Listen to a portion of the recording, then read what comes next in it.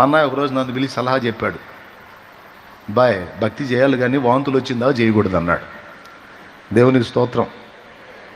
ఏమన్నాడు?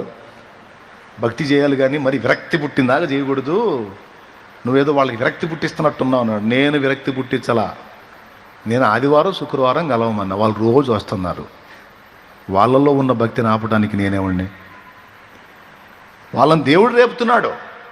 దేవుడేదో బలమైన కార్యం చేయబోతున్నాడు. అబ్బాయి, దేవుడేదో బలమైన కార్యం చేయబోతున్నాడు. అందుకే వాళ్ళ ప్రార్థనను పునాదిగా వేసుకుంటున్నాడు నా తండ్రి. ఆ దీనులు, యథార్థవంతులు, అభాగ్యులు, అక్షర జ్ఞానం లేని పిల్లలు, మొరటవారు, పని మనుషులే కావచ్చు, నా తండ్రి దీనుల దేవుడు, దీనులకు తోడై ఉండే దేవుడు. ఓ నా దేవుడు వారి ప్రార్థన వింటున్నాడు.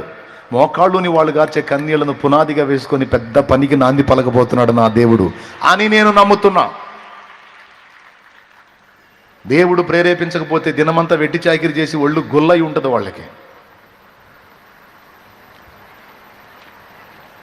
అయినా సరే వచ్చి అంతను మొర్ర పెడుతున్నారు గంటలు గంటలు. అంటే వాళ్ళకి దేవుడు భారం ఇవ్వకపోతే బతిలాడితే వస్తారా?